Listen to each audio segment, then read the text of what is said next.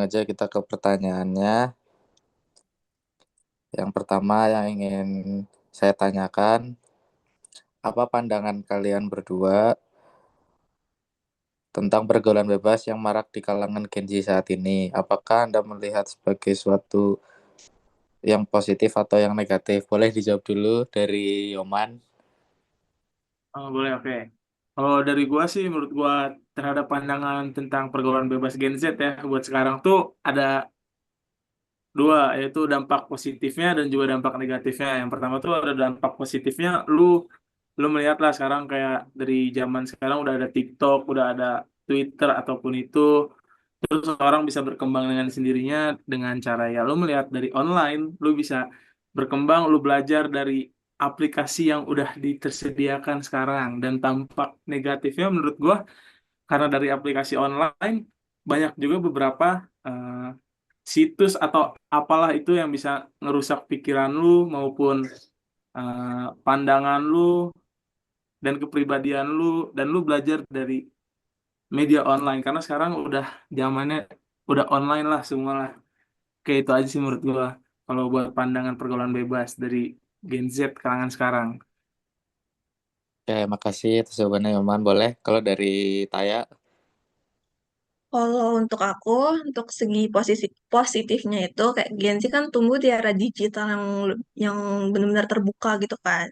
Jadi menurut aku karena hal itu mereka tuh kayak lebih berani untuk menjadi diri mereka sendiri, terus juga lebih menerima perbedaan antar sesama, terus juga lebih menghargai hak orang lain untuk memilih cara hidupnya masing-masing.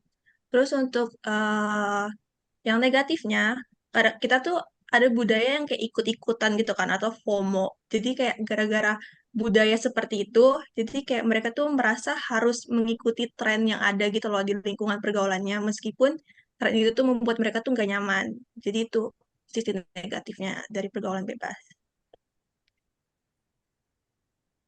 Buat pertanyaan selanjutnya, apa faktor utama yang mendorong mahasiswa Gen Z terlibat dalam pergaulan bebas? Boleh? Mungkin dari Taya dulu sekarang. Hmm, ada beberapa sih, kayak paling itu pengaruhnya tuh pengaruh dari media sosial, terus juga kurangnya pendidikan seks, terus juga tekanan sosial dan rasa ingin diakui, terus juga terutama tuh dari Gen Z tuh kayak biasa mereka tuh kayak masih mencari jati diri dan mengeksplorasi diri mereka sendiri gitu sih. Kalau dari Yoman gimana? Oh, dari gua hampir mirip lah ya sama Taya.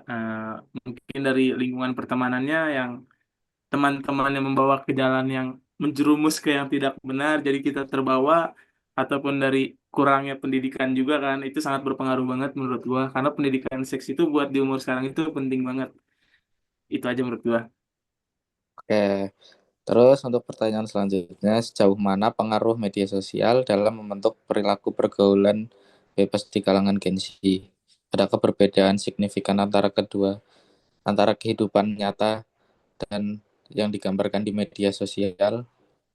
Boleh? Mungkin Yoman dulu. Oke, mungkin pengaruh media sosial ya. Media sosial Ya, kayak sering menampilkan gaya hidup yang bebas dan glamor-glamornya yang bisa mendorong Gen Z tuh jadi mengikuti itu gitu. Kayak FOMO lah jatuhnya. Tapi kehidupan nyata sering berbeda dari yang ditampilkan online, dan real di kehidupan nyatanya tuh beda gitu. Itulah menurut gua. oke, makasih. Kalau dari Taya? Oh, menurutku benar sih. Jadi kayak media sosial kan punya kayak pengaruh, benar-benar pengaruh yang sangat besar gitu kan. Jadi kayak banyak konten yang menampilkan tuh kayak gaya hidup yang bebas. Dan itu tuh kayak sering dikira, diakuin sama anak Gen Z itu kayak suatu hal yang keren. Makanya mereka tuh kayak pengen ikut-ikutan. Dan mereka tuh takut buat ketinggalan hal-hal seperti itu.